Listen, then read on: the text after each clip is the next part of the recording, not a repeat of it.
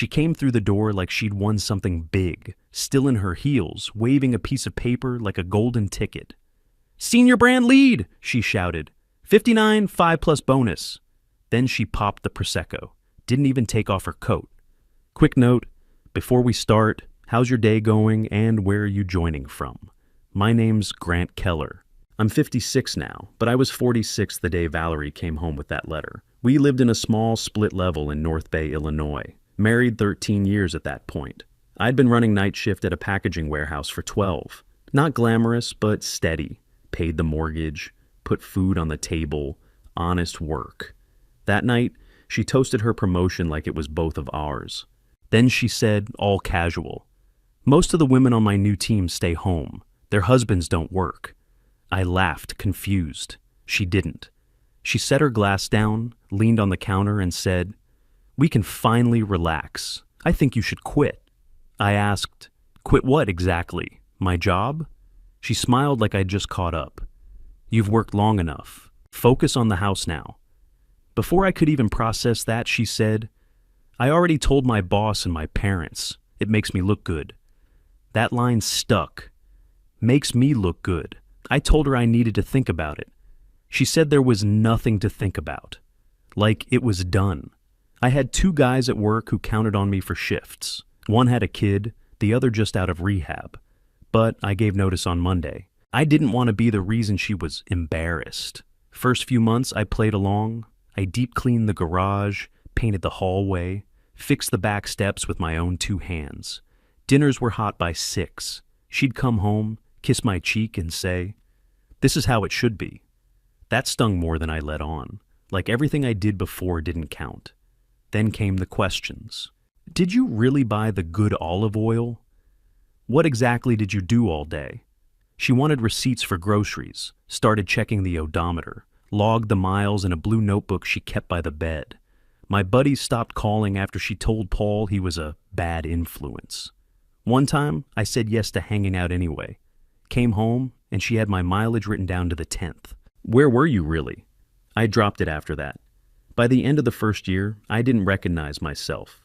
I'd put on 19 pounds. My work jeans didn't fit. I wore sweatpants every day because, hell, no one saw me. She cut off access to anything over $25. I needed a haircut once. She told me to use the clippers. The next morning, I sat in the car until she left for work, then drove across town to Midshore Bank, with the check and the note still folded in my coat pocket. The teller's name was Leslie, mid-30s, polite. I handed her the check and my license. "You want this under Grant Mitchell?" she asked. "Just Mitchell," I said, steady as I could. She tapped keys, printed forms. I signed everyone slow and careful, making sure the loop in the M matched my old signature. When she handed over the debit card and deposit slip, I didn't feel excited. I felt like I'd just finished digging a tunnel under a prison yard. Next stop was a P.O. box in an industrial park, wedged between a tire shop and a vape wholesaler. I signed the lease with a prepaid Visa and wrote Mitchell Services on the form. Just parking it, I told myself, just options. Truth was, I'd already made my choice. I just hadn't said it out loud yet. At home, the grip tightened. Val started watching the debit app like it was her job. She'd sit on the couch, legs crossed, tapping the screen over and over. "What's this $18.74 at Sunnyside Grocer?" "Groceries," I said, folding towels. "We don't buy that bread," she muttered. "It's not the one I like." She started coming home later. Strategy sessions, she called them. I asked once if she was working with a new team. She looked at me like I was slow. "You wouldn't understand office politics." She came in smelling like hotel air freshener and some kind of floral thing, something expensive. She tossed her bag down and showered right away. I didn't ask again. A week later, I told her I was going to a men's breakfast at church. We don't even go to church. She just said, "Fine, take my car and gas it." I got on Route 21 and didn't stop. 38 minutes later, I ended up in Glen Ferry. It was the kind of town that still had brick storefronts and a soda fountain sign, sun-faded above a barber shop. Then I saw it. Spin City Coin Laundry. For sale. The windows were foggy. Inside looked rough. 2 rows of machines with dull steel doors and dented faces. A change machine cracked through the middle. I stepped in, and a woman looked up from wiping down a folding table. Gray ponytail, face-lined, calm eyes. "You looking to wash?" she asked. I said, "I'm looking to buy." She let out one dry laugh. "You serious?" "Dead serious." She told me the owner died 6 months back. His kids lived in Arizona, wanted the place gone, asking $52,000 for everything. Lease, machines, carts, headache included. "Hasn't made a dime in 3 years," she said, not trying to sell me on anything. I nodded, bought a coffee from the diner around the corner, and sat at the counter with a pen and a napkin. Did back-of-the-envelope math while the waitress filled my cup twice without asking. Coin counts spike after midnight. Repairs are where the money dies. But I'd kept a warehouse running with half this. I'd fixed conveyors with a screwdriver, zip ties, and prayer. This place had bones. It just needed someone who gave a damn. On the drive back, I stopped at a gas station and bought a prepaid phone, called the number from the window. The lawyer answered like he'd been asleep, sent over books, which was code for a scanned shoebox of receipts and grease-smudged ledgers. Next day, I showed up in jeans, a ball cap, and a calm face. He took my cashier's check and handed me a ring of mismatched keys. I signed the paperwork under Mitchell Services LLC. On paper, I joined a men's group at 5 a.m. and picked up donuts after. In real life, I started leaving at 3:50, driving to Glen Ferry with my heart pounding and hands gripping the wheel like it mattered. It did. Felt like I was stealing back a piece of myself. That first morning, Erlene, turns out that was her name, was waiting with 2 coffees. She handed me one, said, "Let's get to it." The place was hanging on by threads. 3 machines needed new pumps. 2 needed belts. The reclaimer was clogged with lint, coins, and a cigarette butt so old it was brittle, but it wasn't dead. I labeled every washer with a Sharpie, started a log binder, learned the change machine needed a hard smack on the right side to register. Erlene kept Super Lube in a drawer marked "Office Do Not Touch." I touched it anyway. We opened at 5:30. 7 customers. By 9:15, 21. I burned my arm on a dryer door, hissed through my teeth, and kept going. Didn't even care. Drove home around 10, parked in the garage, changed shirts, and walked in holding a bag of donuts like it was just another Thursday. Val didn't even look up from her laptop. "How was men's group?" "Fine, quiet." Next morning, I was back in Glen Ferry before 5. The parking lot was dark and quiet except for the buzz of one bad streetlight. Erlene was already inside, wiping down a folding table with vinegar and water. I rolled up my sleeves and got to it. That first year nearly put me in the ground. I ran coin, scrubbed machines, cleared lint traps so full they could have caught fire twice over. I fixed hoses with clamps from the hardware store, and mopped with bleach so strong it turned my cuticles white. We didn't even open every day at first, just 5 days a week, 5 a.m. to 2. I made a hand-lettered sign offering wash and fold Tuesday and Thursday mornings. Hung it crooked in the front window with painter's tape. Erlene had tricks. Washer 12 flooded if you didn't wedge a folded rag in the door. Row B's breaker never tripped like it should. You had to trust your nose. "You'll smell it before it shorts," she told me, and she was right. After 3 months, I hired Troy. 39, fresh out, 2 years on possession. Showed up every day no matter what. Never asked dumb questions. Said nobody else would hire him with his record. He could lift a dryer off its base by himself and didn't grumble when I handed him a mop. Came early, stayed late, counted the money with me every time. I started him at $13 an hour and split the fold tips down the middle. Even when it wasn't in writing, my body changed. Weight came off without trying. My hands turned back to calloused and cracked. I had grease in the lines of my palms again. Felt like myself. Like a person with a spine. At home, the thermostat had a notebook next to it. Val logged degrees. She still questioned grocery brands I bought. That's when I started the trunk book. I lifted the spare in the Corolla and tucked a little black notebook underneath. Every time she pulled from savings, I wrote it down. 1,200, 275, 1500, round numbers, no receipts. I never asked, just logged it and moved on. By month 10, the shop finally turned a corner. I'd replaced 4 pumps, stocked belts in bulk, and found a guy named Miguel who ran parts out of a busted trailer behind a bowling alley. Saved me thousands. We added a vending column for soap and sodas, brought in a counter from a closed dry cleaner, and started offering senior discounts on Wednesdays. Some days, we cleared $280 after rent and supplies. That was real profit. Not huge, but it stacked. Val started noticing things. "You're sleeping better," she said one night, fork halfway to her mouth. "That men's group must really be helping." "Must be," I said. She said she needed the SUV on Thursdays for leadership circle. "Sure," I told her. I kept moving around her like a shadow. The lying got easier. That's ugly to say, but it's what happened. I got used to it, started getting good at it. Month 12, I found a casino receipt in the pocket of her coat while doing laundry. Riverside Casino. 2 dinners, $102. 2 champagnes. Monday night. That same Monday, she said she had a team webinar and needed the house quiet.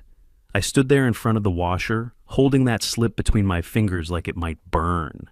It didn't. It just felt cold. I didn't bring it up. I logged it in the trunk book and went back to folding towels.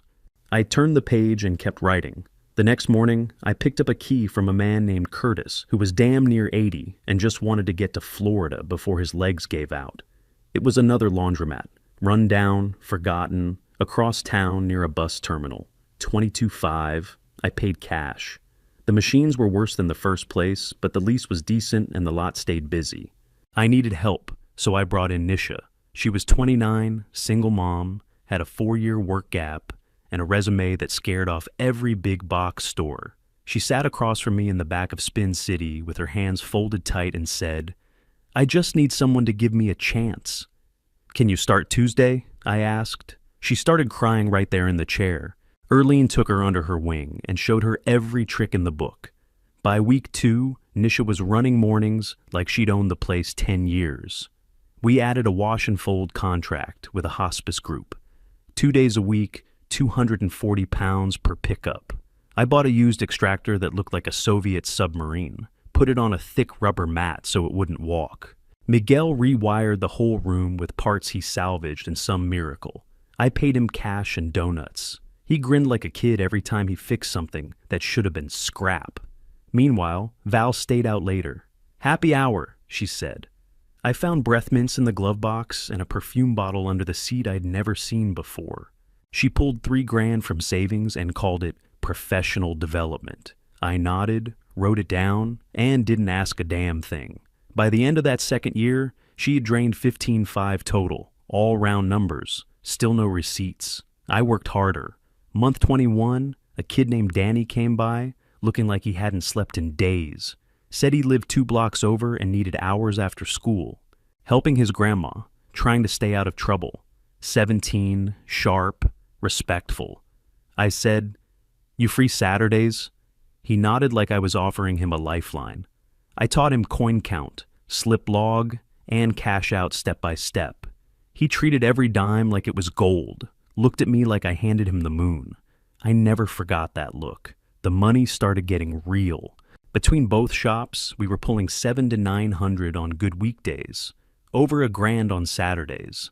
After rent, parts, and payroll, I was clearing around $4,800 a month on a steady run. I opened a new business account under Mitchell Services, set up tax folders, labeled banker boxes by month, every receipt logged and filed, no shortcuts, no mess. At home, Val got colder. We barely talked outside of bills. She kept doing her routine like everything was fine, but the cracks were wide now. I didn't fill them. I just kept stepping over. Then the hammer dropped. Kaylee, our neighbor's daughter, worked evenings at my second spot. She texted me out of the blue. "Mr. Keller, I thought you should know." Attached were 2 photos. First, Val getting into my sedan with Brent Dorsey, the guy I'd shaken hands with once at a company picnic, her hair down, wearing a dress I hadn't seen in months. Timestamp, Thursday, 2:10 p.m. Second photo, them leaving our house at 4:19, his hand on her back, her smiling like she was proud of it. I didn't get mad. I just stared at my phone in the back room while the washers spun. The hum of the machine sounded clearer than usual, like a switch flipped and everything snapped into focus. I felt steady, like something inside me finally locked into place. That night, I pulled the shop ledger and ran the numbers twice just to feel solid. We were steady. The business was real, so I stopped thinking small. Year 3, I picked up a third spot. Worn down place near the hospital. Foot traffic wasn't bad, and the guy selling it was sick of repairs. I told him I wasn't afraid of busted machines, just sloppy books. He handed me the lease like it was cursed. Year 4, I rolled the dice again. Location right off the highway with decent parking and a brutal morning rush. First month, we barely broke even. Then I added vending at all shops and launched a pickup and delivery wash and fold service. Small clinics, 2 restaurants who hated their old vendor. I charged fair and showed up on time. That's all they wanted. Bought a used Sprinter van for $14,000. Paid cash. Got it wrapped with a cheap logo that somehow made us look legit. That van paid for itself in 3 months. Miguel came on full time. Best call I ever made. I didn't care about licenses or titles. He made machines work and never cut corners. I gave him a raise before he asked. Then came Connie, 52, no nonsense, baked muffins on the side, needed steady daytime work. I brought her in to help with fold orders. She turned the fold room into a military base, labeled every basket, built a tracking system that ran tighter than most banks, didn't lose a single sock. Troy moved up to handle nights and carry keys. Nisha started doing the schedule. Erlene took over new hire training, so I didn't have to split in 4 directions. We had a rhythm, a real crew. Val and Brent, they got sloppy.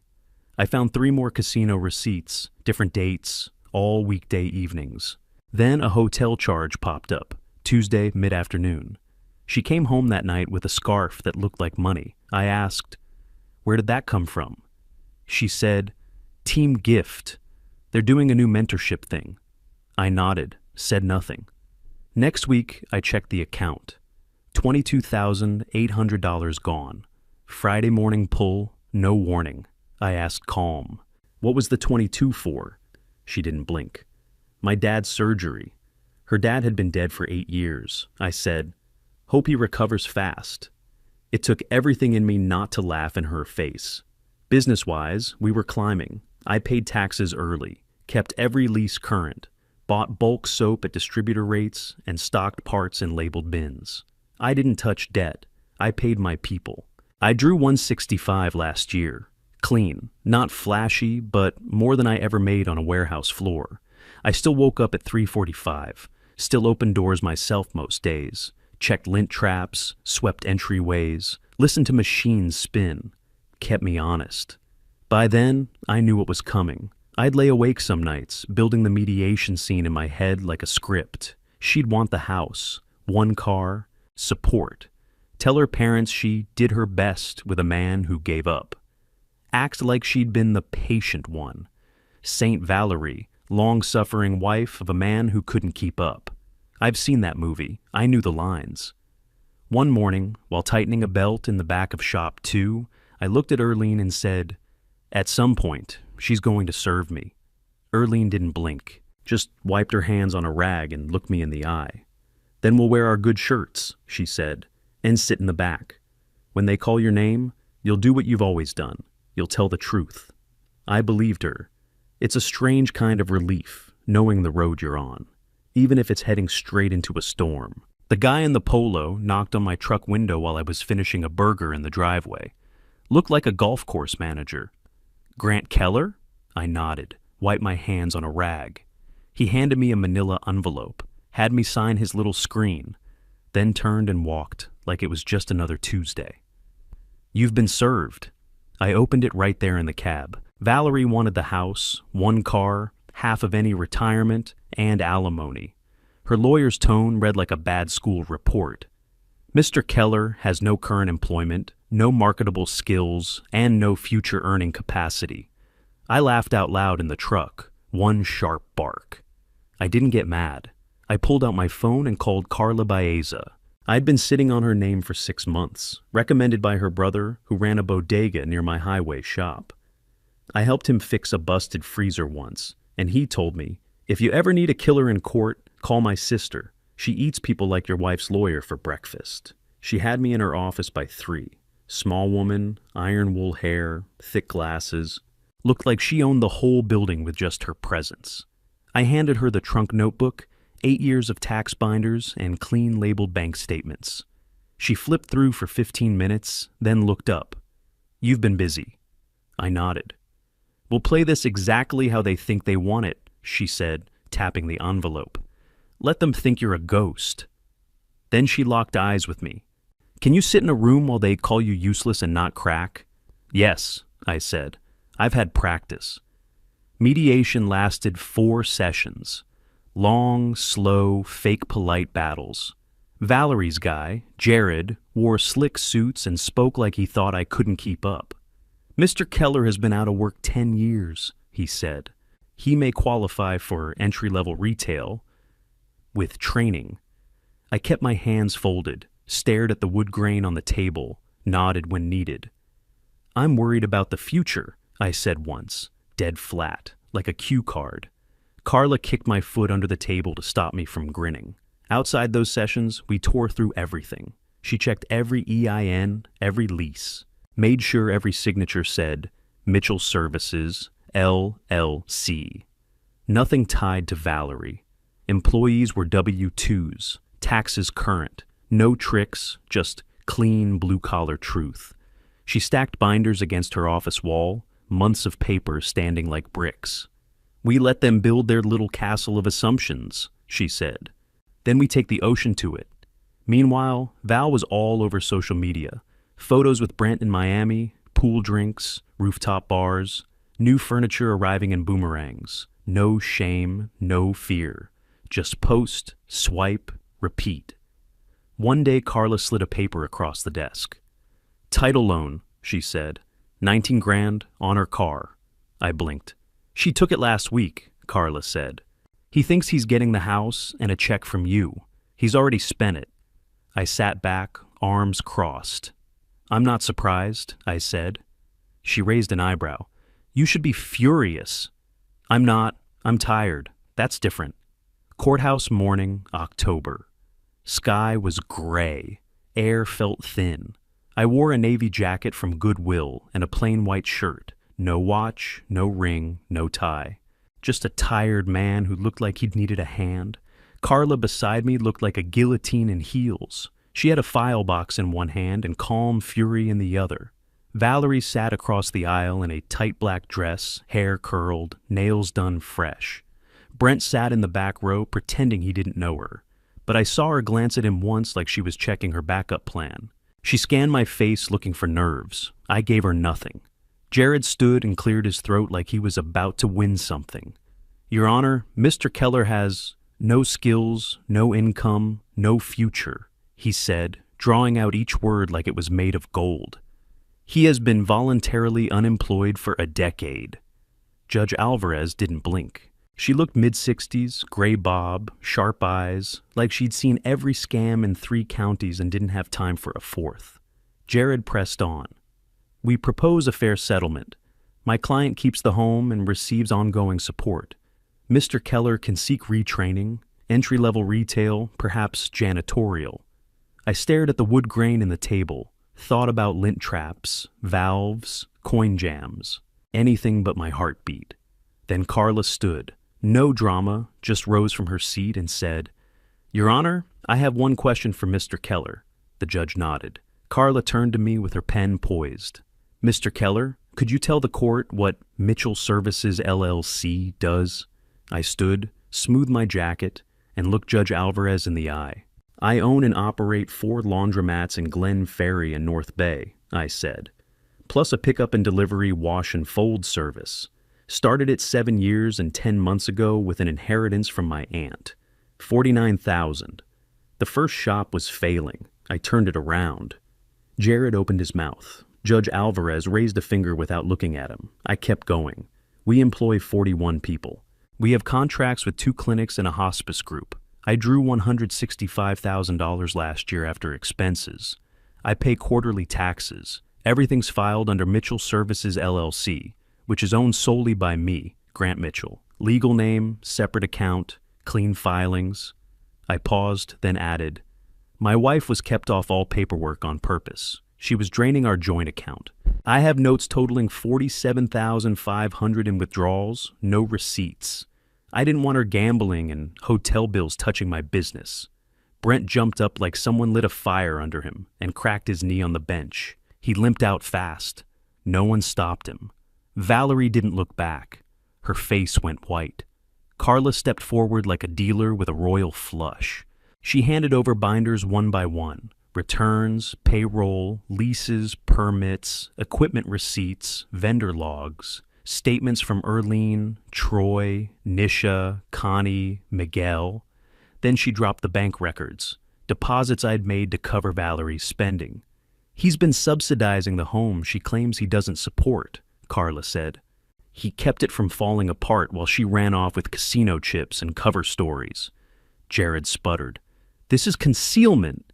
Carla didn't raise her voice. Filings are proper, taxes paid, nothing hidden. His legal name matches all documentation. The only thing concealed is an affair and a fake surgery. She tapped a page. Also, her father has been deceased since 2017. Judge Alvarez took off her glasses, looked directly at Valerie. Ms. Pierce Keller, she said, consider yourself lucky this isn't worse. Then she turned to me. Mr. Keller, you've built something out of work while being treated like nothing. That ends today. The ruling came swift. I kept the house, the business, and every account tied to it. She got her personal things in the car, minus the title loan, no alimony, retirement only split on what we hadn't touched. We are done, Judge Alvarez said. Then she stood. The room exhaled. Outside by the elevators, my crew was waiting. Erlene, Troy, Nisha, and Miguel. They'd taken the morning off just to be there. Erlene hugged me tight and whispered, told you. Truth works if you work it. I didn't smile. I just nodded. Valerie caught me in the parking lot before I could get to my truck. Her heels clicked on the concrete like she thought she still had power. You lied to me for 8 years, she said. Voice small but sharp around the edges. I didn't blink. I lied about where I went at 4 a.m. You lied about loving me. Lied about your dad needing surgery. You drained our savings and called me useless. I lied to survive, not to hurt you. She opened her mouth like she had something. Then nothing came out. Just air. I got in the truck and shut the door. 3 months later, I sold the house and moved into a 2-bedroom above the North Bay shop. Narrow stairs, old hardwood, but clean. I can see the glass fronts from my kitchen window. The neon hums at night. I like that sound. I still open on Mondays, still flip the switches and listen to the first machines rumble on. Early customers nod, toss in their quarters, and keep to themselves. My kind of people. We know the value of showing up. Business kept growing without the knot in my stomach. I gave Erlene full control over training. Nisha got a raise and a title. Operations manager. Troy earned the right to write the night protocols, so I let him. He nailed it. In January, we picked up a 5th location. Small place near a bus line. Street looked beat up, but I knew better. Ugly streets spend money if you treat them like they count. So we did. I started a free monthly class at the community center. Called it Basic Small Business for Regular Folks. We cover insurance, permits, bookkeeping, how not to get scammed by a clipboard. 14 people showed up the first time. 49 last month. I bring donuts and tell the truth about lint traps, payroll apps, and what it feels like to keep going when no one claps for you. Word got back that Brent bailed a week after court. Valerie moved 2 towns over and took a new job. A buddy saw her at the grocery store with her phone out, calculating every item before putting it in the cart. I'm not happy about it. I'm not angry either. I'm just not thinking about it. I've got a stubborn auger to fix, and Connie needs the right size bags. That's where my mind is. Aunt Lila's note sits framed on a shelf in my little office. Forgetting free if you ever need to. I read it before I count coin on Sundays.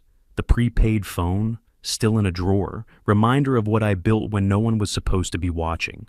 Looking back, sure, I should have seen it sooner. But I got there, and when people ask how, I tell it plain. I showed up before the sun and kept showing up, and when it was time to tell the truth, I told it. That's all the revenge I needed.